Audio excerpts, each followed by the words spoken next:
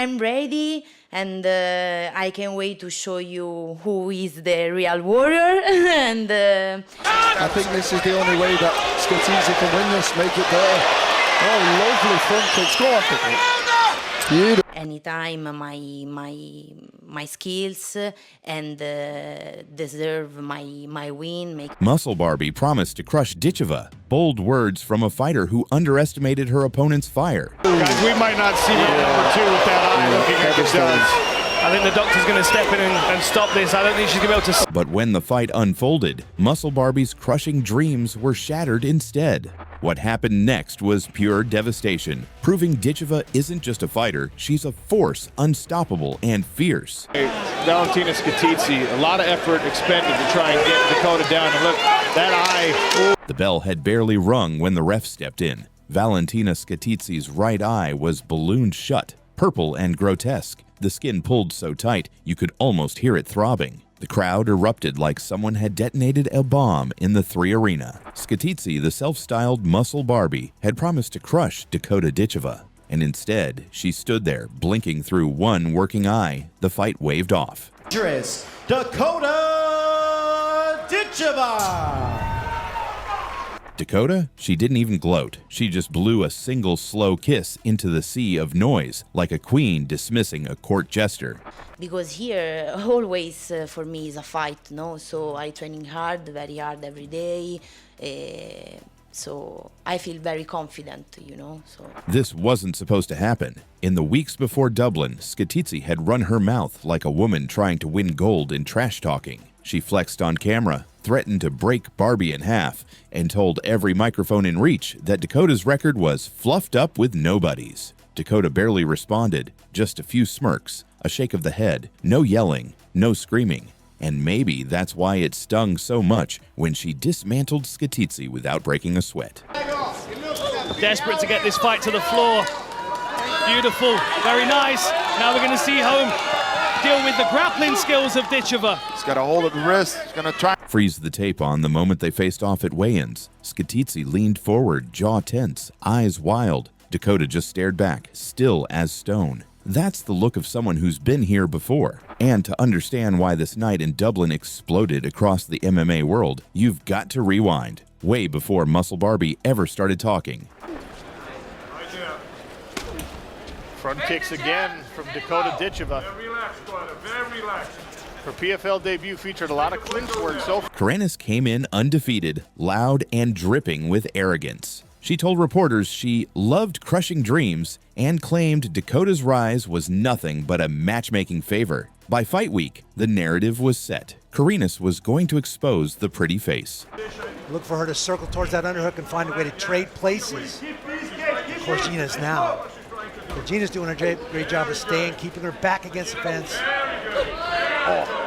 With a plum and a right hand. Instead, in less than 5 minutes, Dakota exposed her. The opening minute was measured, almost quiet. Then came the front kick. Perfect placement, straight into Karanis' midsection. The sound of it, like a bat hitting wet leather. Knees followed, slicing through her guard, each one snapping Karanis' head back. And then, like a final punctuation mark, a straight right hand detonated on her chin. Hammer fists raining down until the ref pulled Dakota away. Bad move. It's a good way to deal with the leg kicks, making her miss. It's going to take a lot of energy to keep this up, though. From the opening seconds, Dakota started switching stances like she was born in both. Southpaw, orthodox, southpaw again. Her knees became spears, driving up into Hermansson's ribs and forcing her backward. And just when everyone thought they were watching another striking clinic, Dakota changed the script entirely. If Dakota gets her hips too high here, she could be susceptible to being rolled. You can see the redness from that inside low kick already. Okay, you've got to get busy here. You've got to show me something. Oh, there we go. The arm's pinned.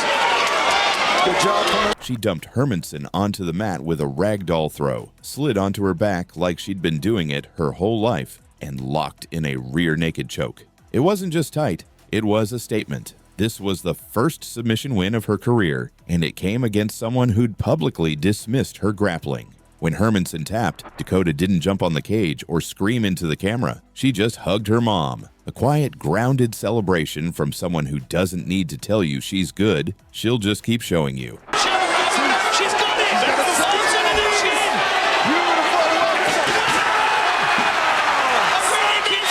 Victory for Dakota Ditcheva! And that win changed the calculus for everyone else. Before, opponents could pretend she was just a striker. After that night, they had to accept reality. Barbie could choke you out too.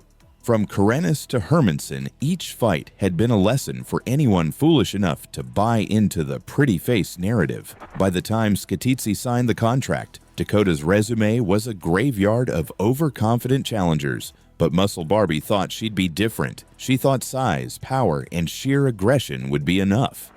Dakota in the red, Valentina in the gray. Sean O'Connell, Brendan Loughnane, and Dan Hardy on the broadcast desk for this one. In Dublin, she learned the hard way. Against Dakota Ditcheva, arrogance isn't just a weakness, it's a countdown to disaster. All right, let's jump right into the thick of it, where things really got wild and showed us just how tough Dakota Ditcheva really is. Dakota Ditcheva. I think this is the only way that Skitidze can win this, make it there.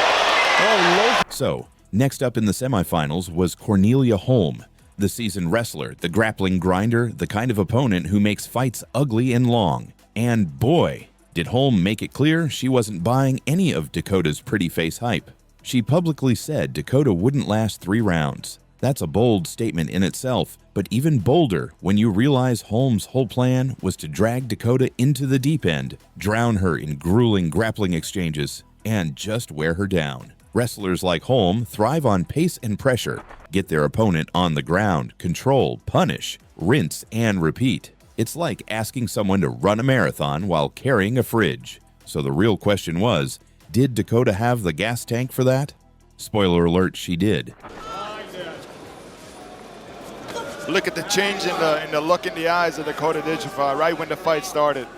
From smiling when she walked in to hunting her prey right now. Right from the jump, Holm went for takedowns, trying to pull Dakota into her world, but Dakota wasn't having any of it. She stuffed every takedown attempt like a brick wall. And when Holm tried to get cozy in the clinch, Dakota sent knees flying like a machine gun. Ribs, face, you name it. You could almost hear those knees snapping with surgical precision. Knees, try and catch her on the way in or potentially focus on takedown defense. Oh, Right hand.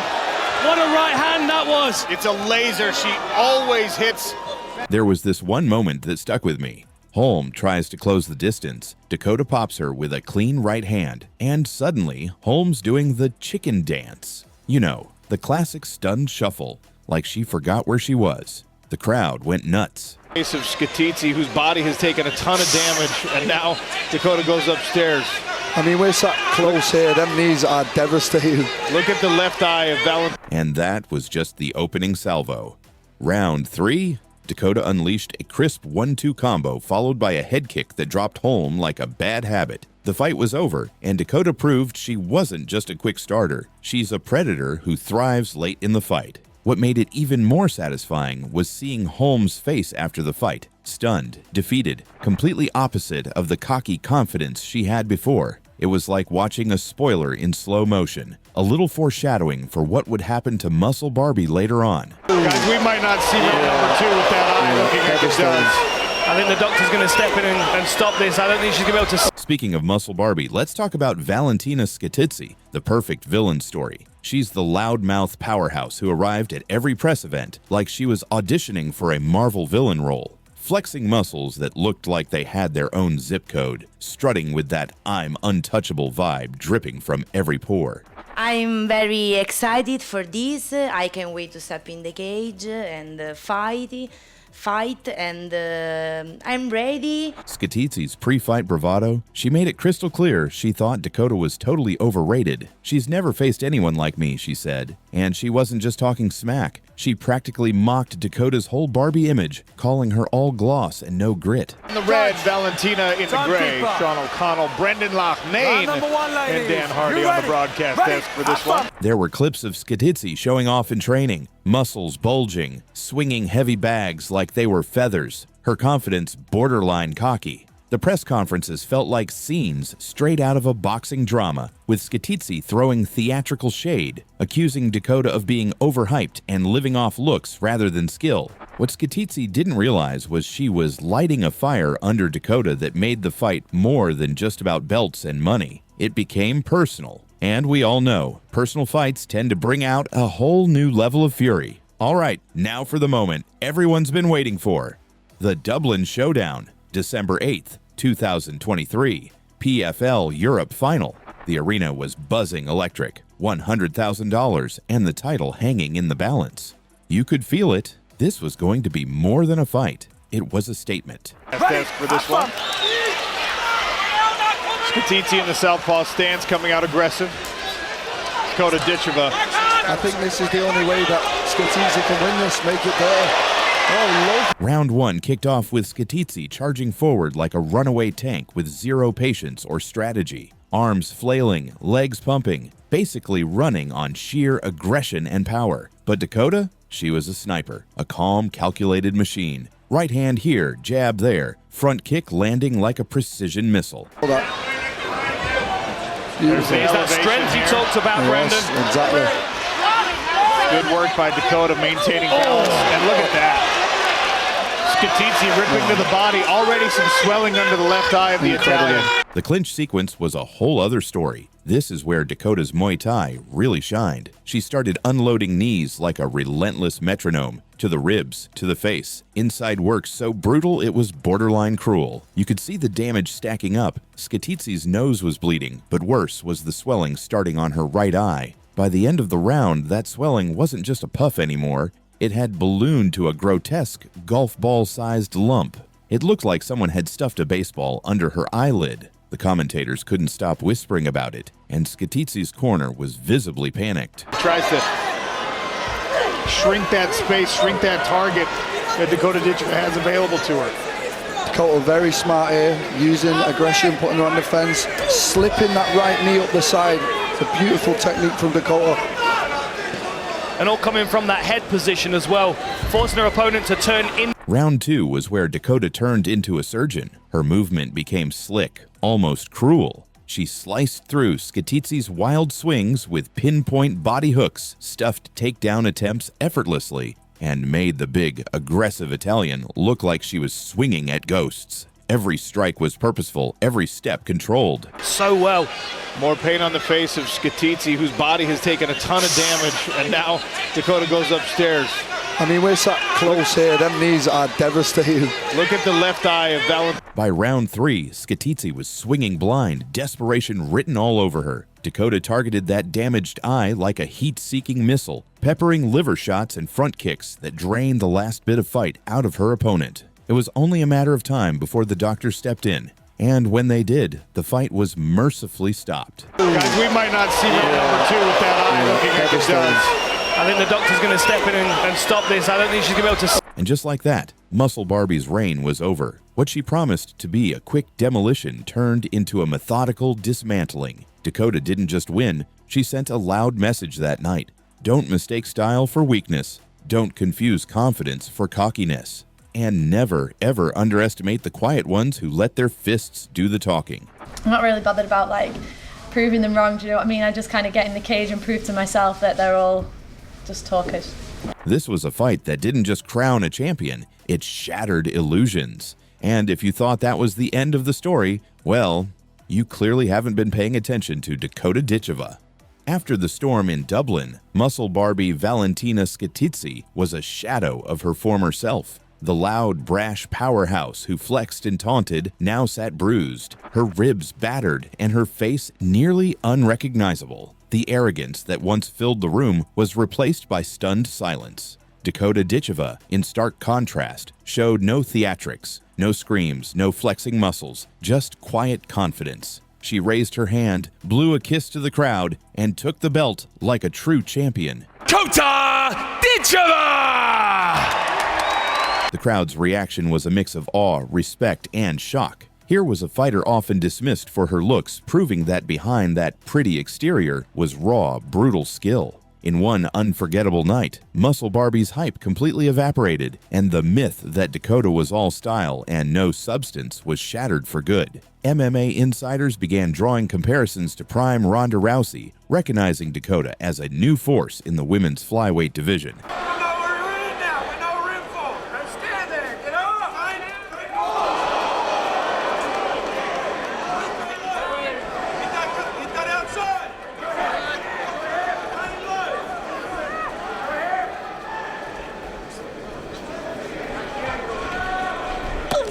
But Dakota didn't stop there. In 2024, her PFL America debut against Chelsea Hackett set the tone. No handshake, icy tension, then a brutal right hand and merciless knees that ended the fight decisively. Against Gina Bishop, who labeled her an industry plant, Dakota again dominated with precision strikes and grappling defense. Then came Tyler Santos, a former UFC title challenger who taunted Dakota with lipstick, only to be out-grappled, front-kicked, and knee-struck to a liver-shot finish, earning Dakota the $1 million prize. From Muscle Barbie to UFC veterans, one thing became crystal clear. Overconfidence met cold, harsh reality every time Dakota stepped into the cage. Like this video and subscribe to the channel to get more updates on legendary fights in boxing world.